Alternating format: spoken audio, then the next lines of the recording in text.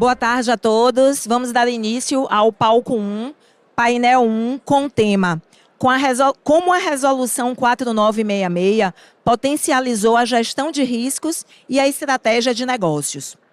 Para compor esse painel, eu convido inicialmente Cristiano Souza, diretor de Riscos, Crédito, Mercado e Compliance, com 22 anos de experiência em modelagem e gestão de crédito, riscos e compliance. Boa tarde, Cristiano. Fique à vontade. Convido também Marina Gontijo, sócia da Oliver Wyman, na prática de finanças e risco. Boa tarde, Marina.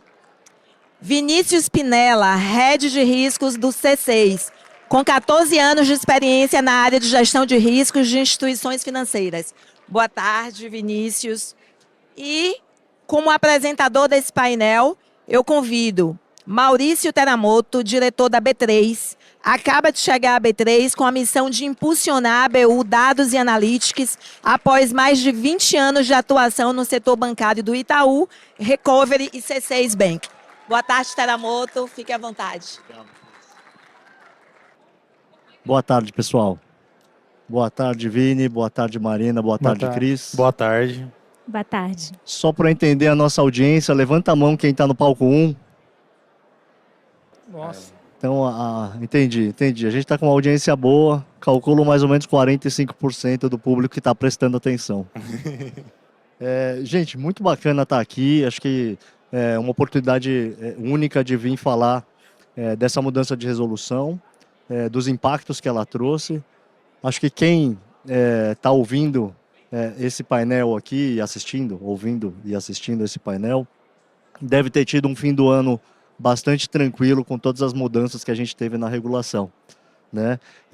E aí, dia 31, a gente implantou e a gente falou, putz, acabou, implantamos.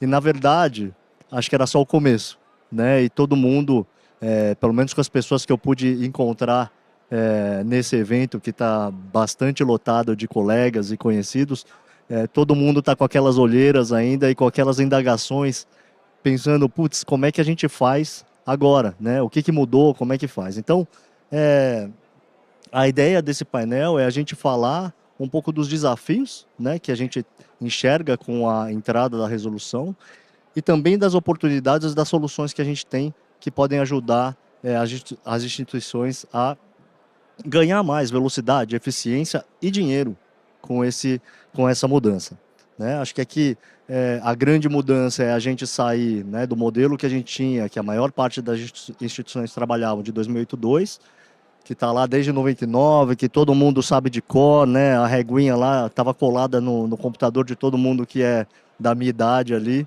Então a gente sabia o impacto de tudo que a gente fazia, né? Estava na palma da mão. E agora não. Agora a gente tem uma incerteza, a gente tem uma série de variáveis que acabam influenciando no cálculo da provisão e que acabam impactando bastante o nosso dia a dia, né? E a gente vê diversas situações em que, dependendo da maturidade da empresa, dependendo da maturidade do negócio, a gente teve desafios de dados, a gente tem desafio de tecnologia, a gente tem desafios operacionais, que a gente vai falar aqui. E também a gente vê uma série de oportunidades que as instituições elas precisaram amadurecer em vários aspectos para poder atender a regulação. Então, acho que os colegas que estão aqui, eles têm bastante bagagem, cicatriz e sono perdido, porque eles trabalharam muito nessa linha e eles vão poder contribuir com isso. E a gente na B3, para fazer o nosso jabá, através da Neurotech, a gente tem uma plataforma que a gente construiu para apoiar as instituições a trabalharem na 4966. Então, uma série de desafios que vocês enfrentam, que eles vão descrever aqui, a gente conseguiu trazer uma solução para tirar menos sono, para tirar menos, para dar menos estresse nessa mudança, nesse impacto que a gente está vivendo agora. Então, a ideia do painel é esse. Agradecer vocês três pela presença aqui. Acho que o Vini e o Cris, tanto no C6 Bank como no PagBank, conseguiram fazer uma mudança, eles vão dividir esses pontos. E a Marina ela traz uma visão muito rica de mercado também, de como diversas instituições, seja aqui, seja fora do Brasil, elas trabalharam nessa migração e as oportunidades que elas encontraram nisso. Tudo bem? Será que eu perdi muita gente? Acho que não. Estou aqui, estou vendo gente até de lá, gente. Tem gente até da Suécia que está assistindo a gente nesse painel. Vamos lá. Tempo é infinito, Tera. Então, o tempo tá parado, pode Eu falei começou ainda tudo o isso, tempo. gente, em 40 segundos. Não, mas não começou o tempo ainda. O tempo é infinito, pode ir tocando, Tera. Entendi. Então deixa eu pegar minha cola analógica. Peraí. Tá sem tempo, Jess. A primeira pergunta é muito tranquila. Eu só peço para que ninguém chore aqui, nem na plateia, tá? Ô Cris, vamos começar com você. Quais foram os desafios operacionais e tecnológicos para implantar a 4966? Bom, primeiro aqui, acho que agradecer o convite aqui por estar aqui no evento, né, da Movon e do seu aqui, Tera, também, de estar participando do painel. Acho que a 4966 foi uma dor para todo mundo aqui para construir as coisas, né? Foi um caminho longo, alguns anos ali participando. Toda a parte tecnológica, eu acho que o grande desafio aqui começa ali toda a parte que é o histórico, né? Então a gente teve um trabalho grande de levantar alguns históricos de informações.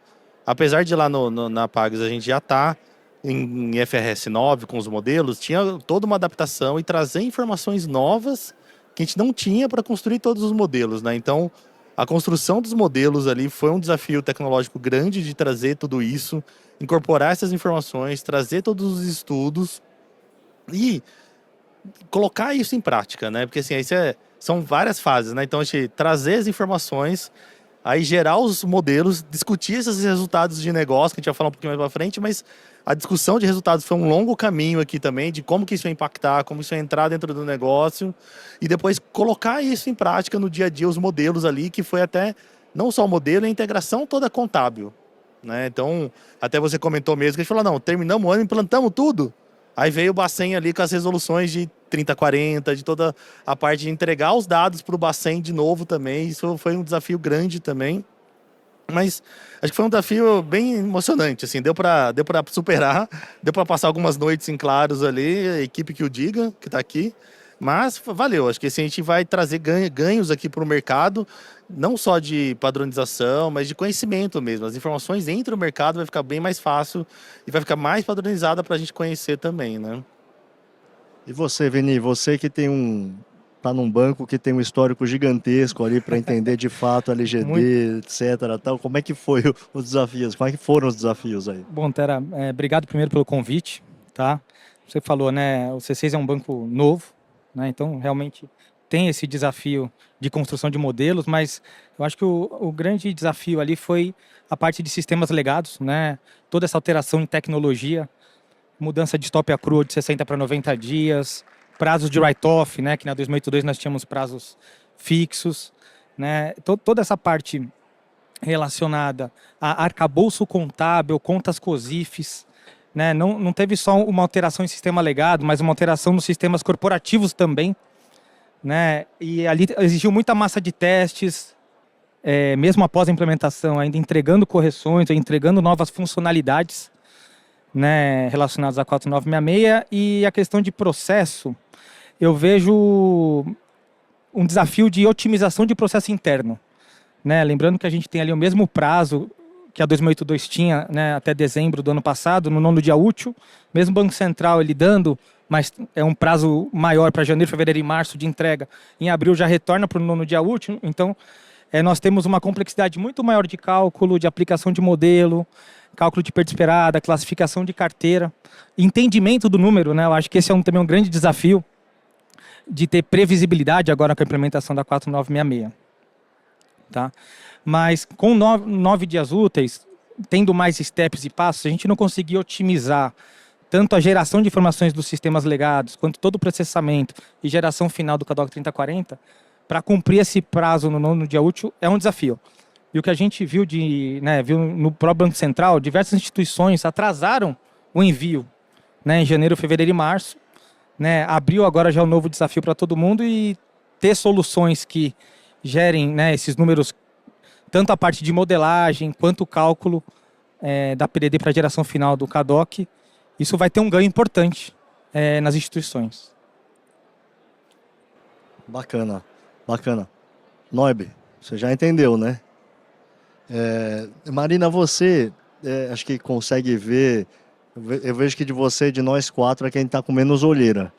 Mas assim, você consegue ver o mercado inteiro e até fora do Brasil. Como que vocês veem a mudança? Como é que vocês veem as instituições recebendo isso e trabalhando com isso do ponto de vista desses impactos que a gente descreveu?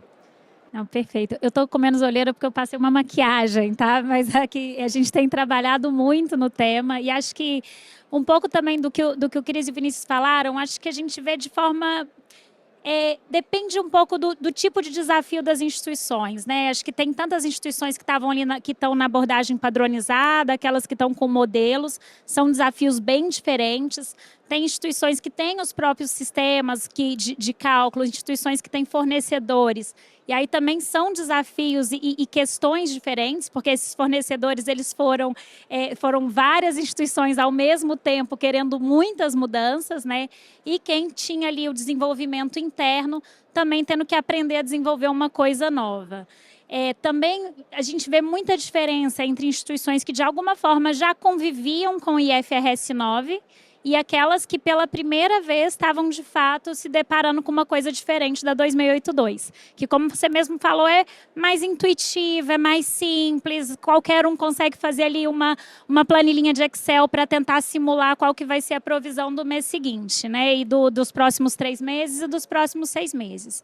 Então acho que o que a gente viu até dezembro do ano passado foi um desespero no sentido eu preciso entregar tudo até dezembro.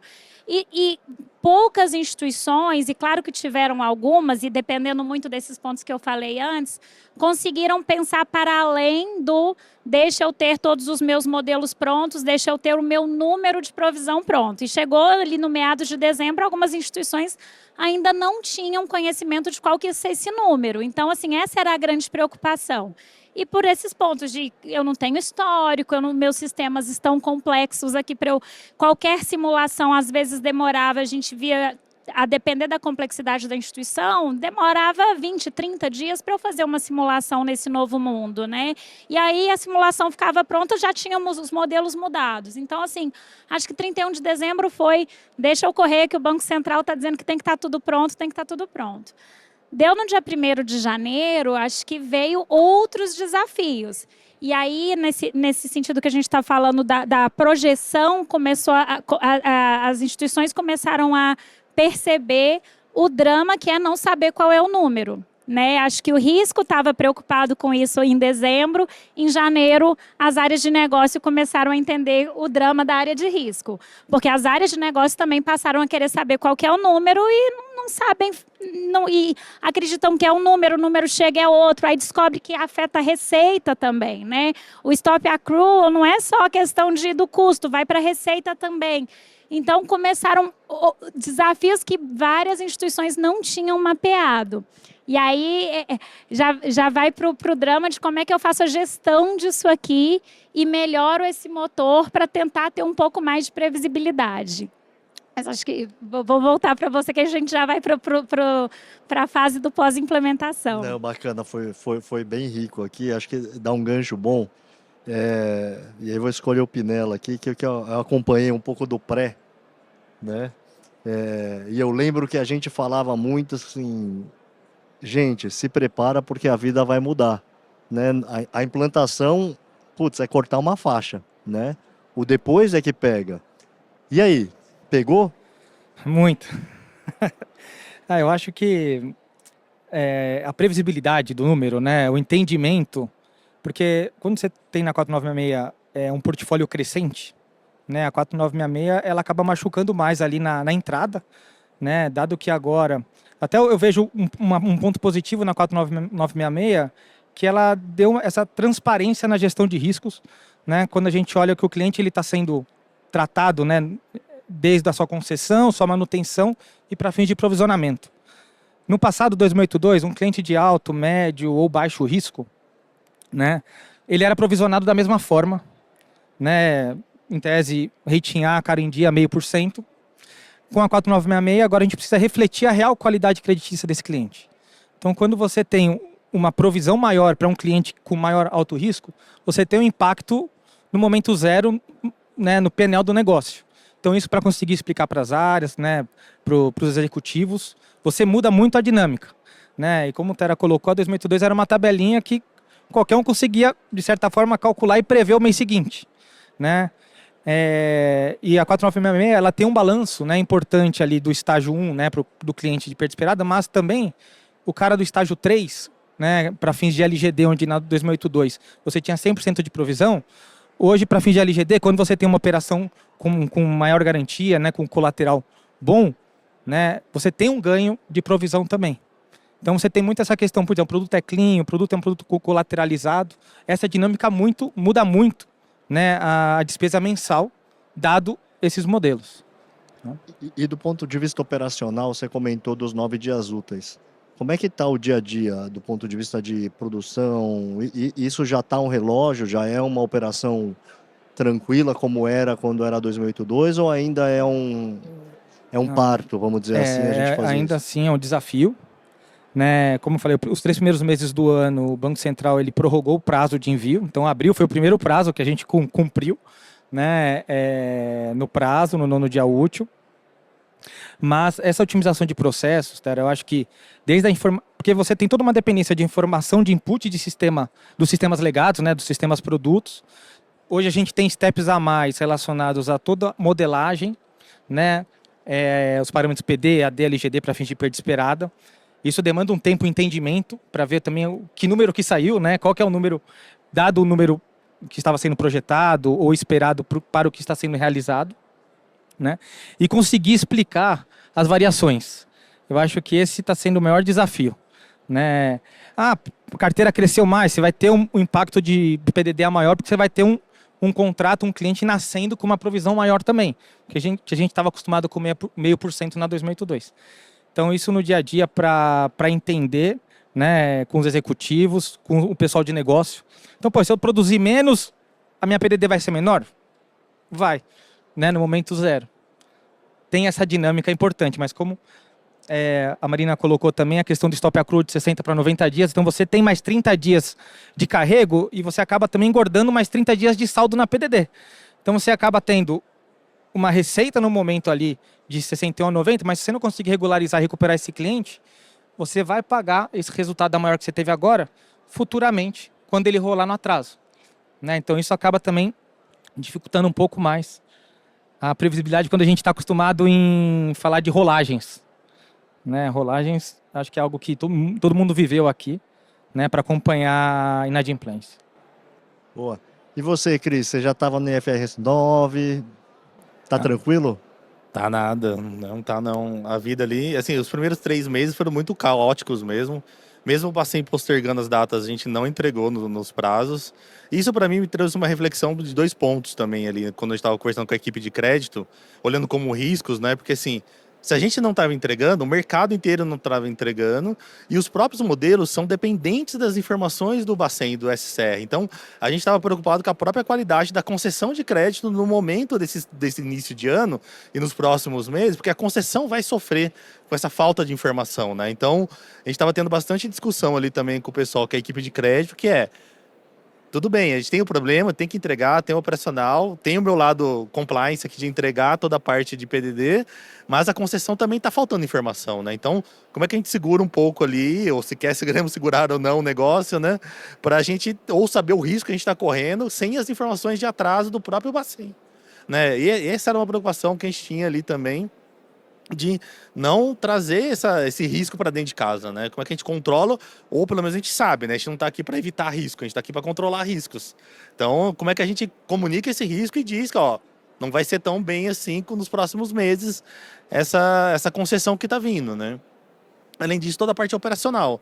A parte operacional tem sido um desafio grande ali, principalmente eu falo para a gente lá, toda essa parte de integração com o contábil, até chegar na entrega dos CADOCs finais ali para o Bacen, que é uma parte que a própria contabilidade não estava acostumada com isso, né? Então, porque assim, eles estavam acostumados a receber as faixinhas de atraso lá, tocava a parte deles e, pô, agora a gente não... Além de explicar para a área de negócio, a gente tem que explicar para a contabilidade por que variou o número também, né? Então, a própria contabilidade vem atrás da gente ali, e como a gente tem toda a parte de IFRS 9, toda a parte de SOX também, vem para a gente fazer a explicação. Então, essas variações não são nada triviais de explicar quem trabalha aqui com modelos e modelagem, PD, AD, LGD. Depois você tem que voltar, foi o LGD, foi a PD, o que piorou, né? O que foi o EAD que mudou?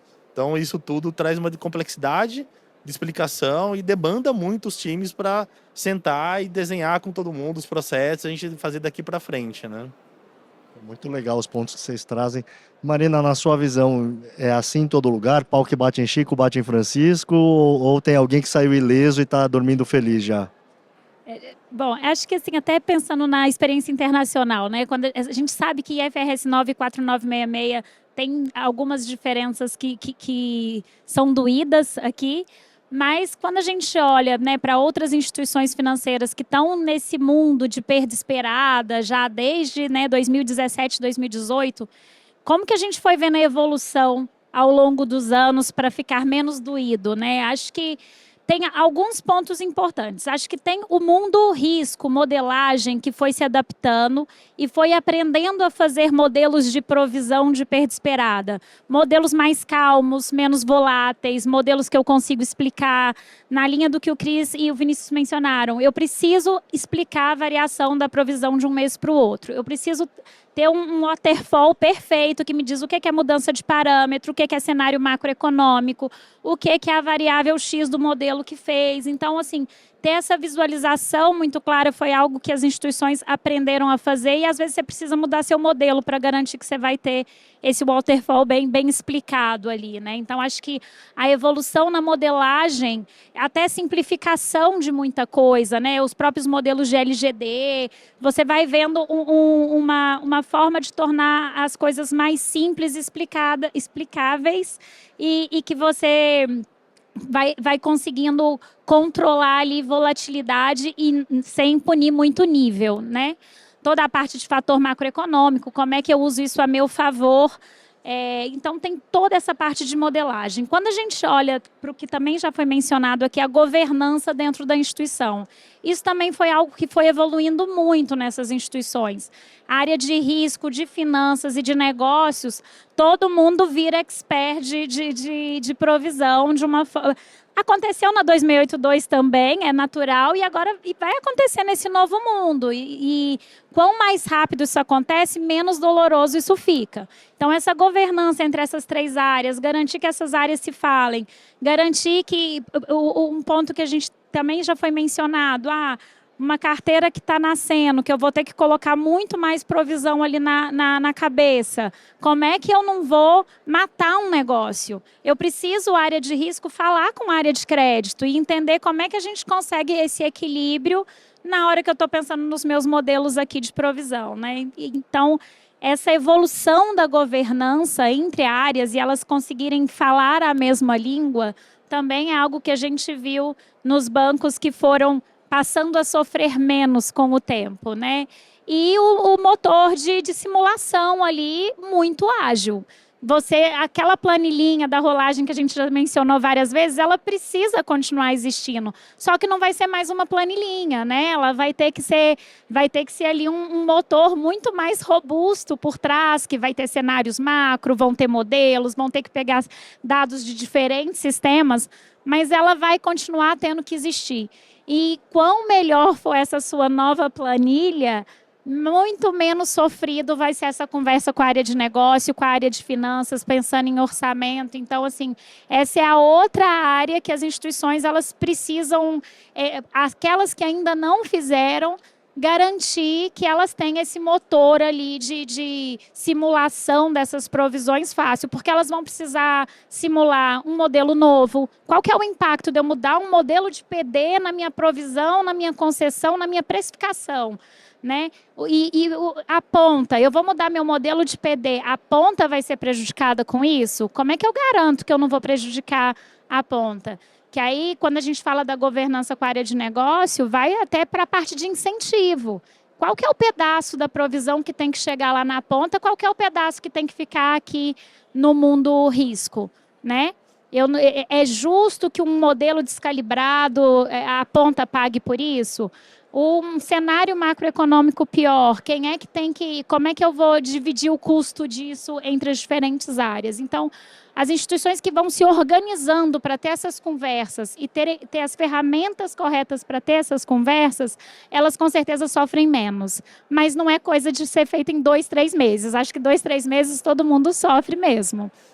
Né? Muito bacana, muito bacana. E aí, sair um pouco do roteiro, você estava falando, essa questão dessa mudança tem muito de catequização, de educação e de mudança de cultura, né? E aí eu lembro que lá no passado, quando a gente estava implantando um modelo de crédito numa operação de veículos que não tinha a tradição de ser decidido estatisticamente. Isso aqui não tem nada a ver com o conteúdo, tá? Mas tem a ver com essa questão de catequizar. E aí a gente implantou um modelo e uma resposta, quando o score era baixo, a gente implantou um negado modelo, né? Essa era a resposta que ia para a ponta. Aí a gente ia visitar as filiais, e aí os caras querendo saber quem era o maldito modelo que estava negando as operações dele. Que eles não queriam mais aquele analista, ele queria caísse em outro analista de crédito. Então é um pouco disso que acho que acaba levando o que a gente vai passar agora do ponto de vista de catequização das áreas de negócio, né? Um pouco, acho, desse processo. Nessa linha, como é que estão as discussões? Vocês trouxeram bastante do impacto em negócio, etc.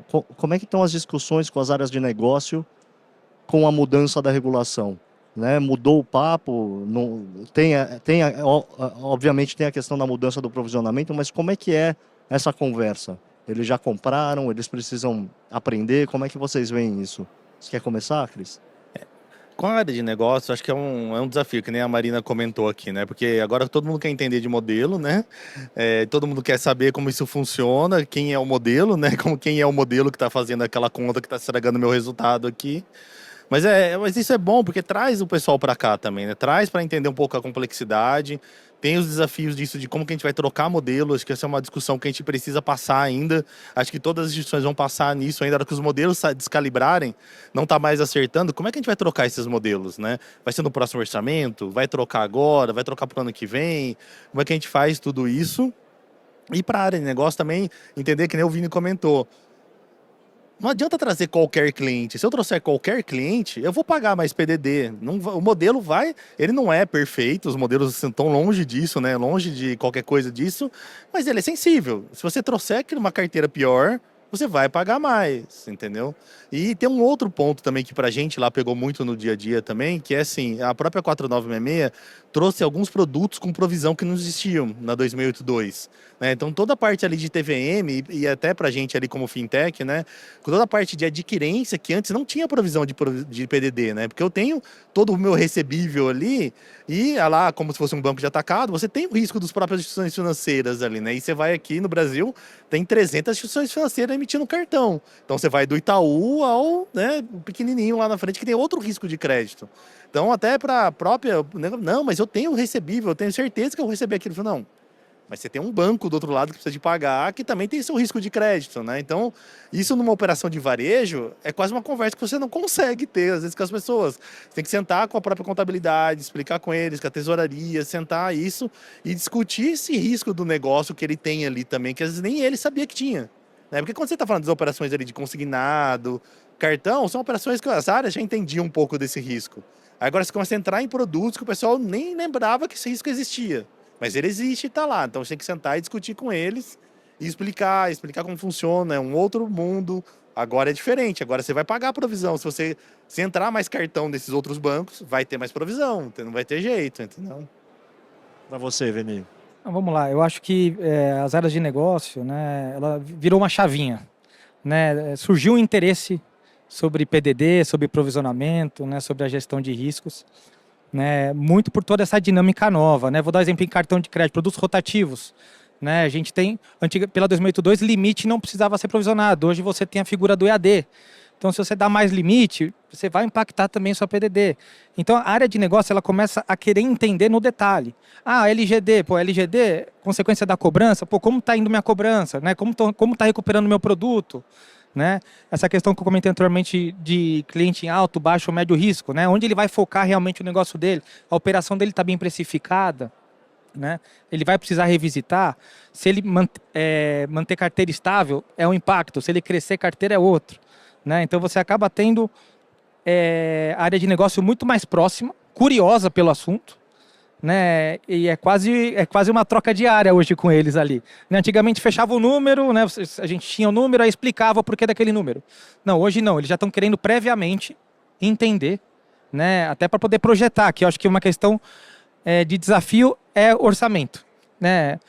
Obviamente, quem já fazia em FRS 9, né, você já tem um histórico, né? O Banco Central acabou tropicalizando, né, a 4966, né? Tem alguns ajustes nas regras, mas para conseguir montar um orçamento, até o próprio orçamento de 2025 já foi um desafio, quase às cegas, né? Porque a gente não tinha um histórico de 4966 aplicado, mas daqui para frente eu acho que a opinião da área de negócio no orçamento também vai ser mais forte, né? Que eles vão estar entendendo mais desse assunto, pensando em 2026, 2027, próximos anos.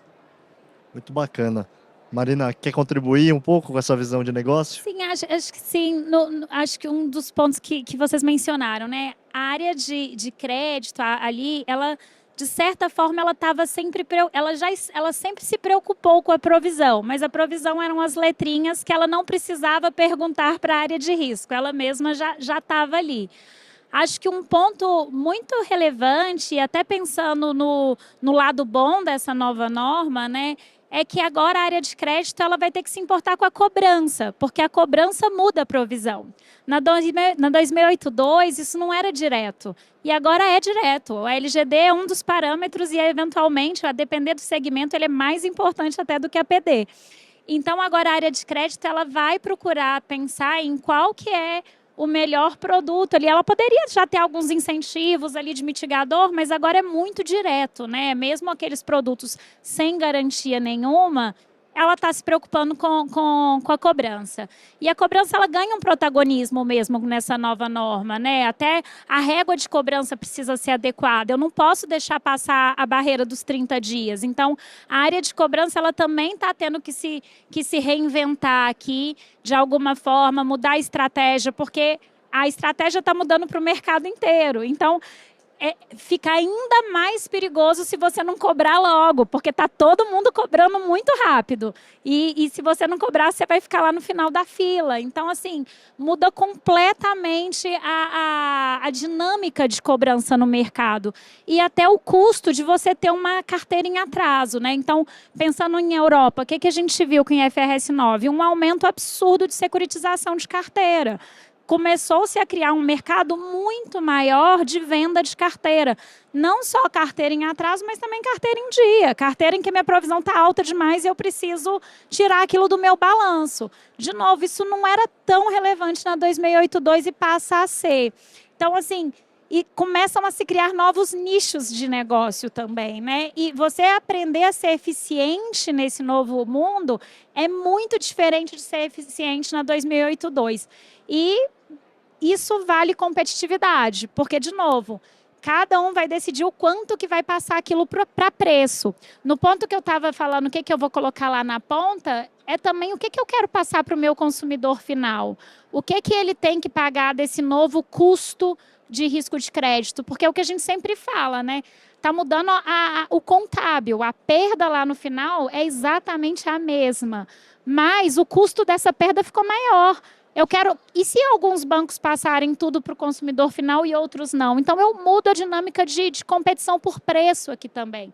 Então, assim, o negócio ele é muito impactado e a gente percebe que essas diferentes dimensões elas vão sendo descobertas aos poucos, né? E o que é super interessante, mas que traz muitas oportunidades. E se bem feita, a precificação vai ser mais justa. Então, aquele cliente que de fato é de menor risco, ele vai ter um preço melhor. Então, assim, eu vejo como para a gestão de risco, numa visão de gestão de risco, ela tem agora uma oportunidade de ser muito mais bem feita do que ela era no passado. Muito legal. Estamos caminhando aqui para os 4 últimos minutos, pelo que eu entendo. Deixa eu fazer uma pergunta, então. Vocês dois atravessaram o túnel, chegaram do outro lado. A luz que vocês viram era um trem, ele passou por cima, mas vocês sobreviveram. Na linha do que a Marina trouxe, o que vocês veem de oportunidade, até do que vocês estavam trazendo? Putz, acho que agora aqui onde a gente vê o espaço para a gente ganhar rentabilidade, ganhar resultado, ganhar eficiência com essa mudança.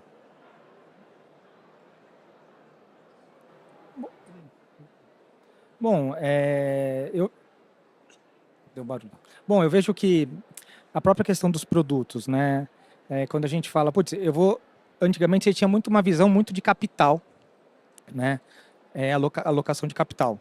Hoje você tem provisionamento que você não fazia na 2082.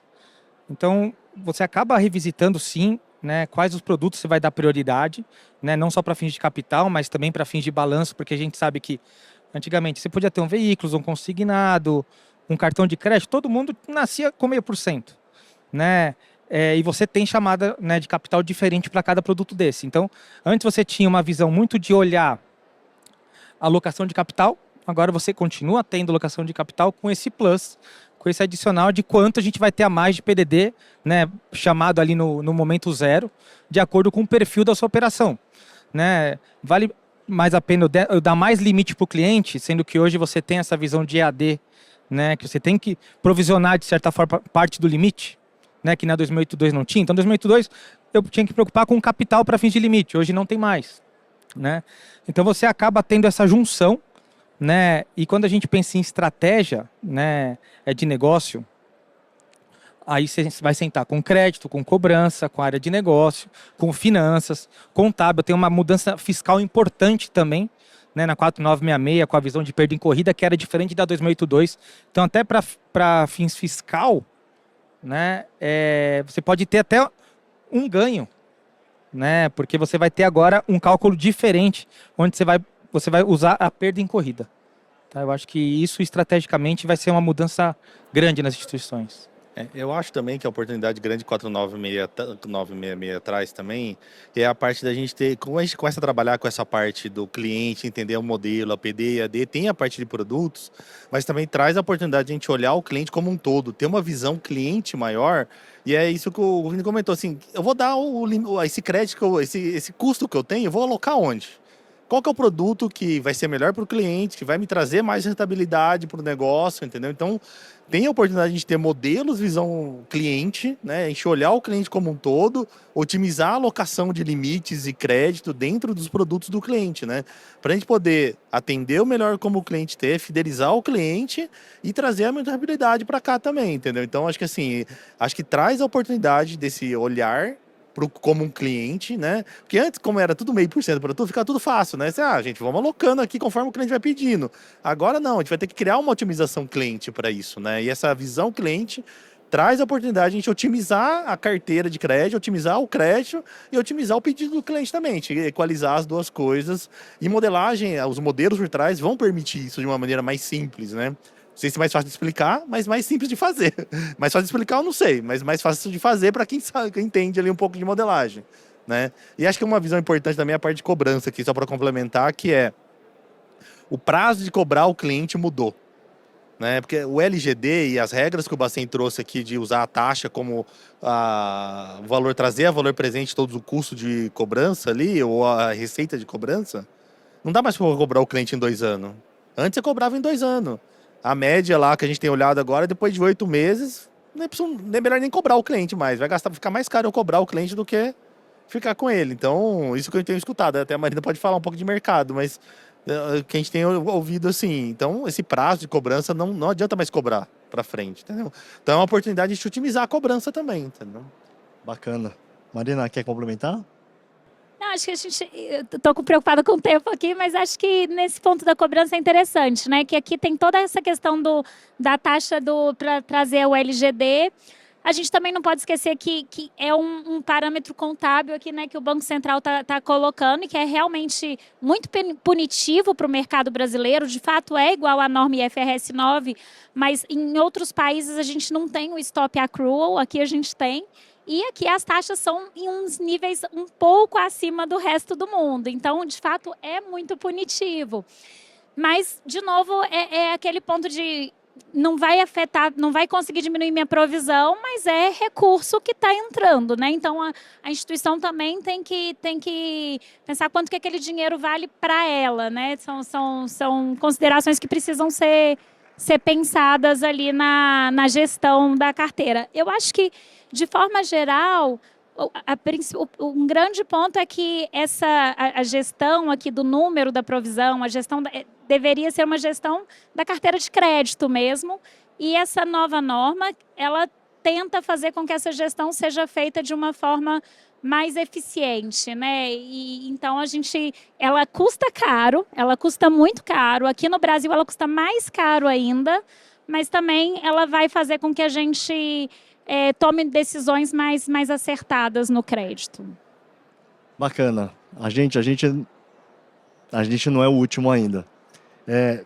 Queria aproveitar esse tempo aqui final para agradecer Marina, Vini e o Cris pelas palavras, por dividir a experiência.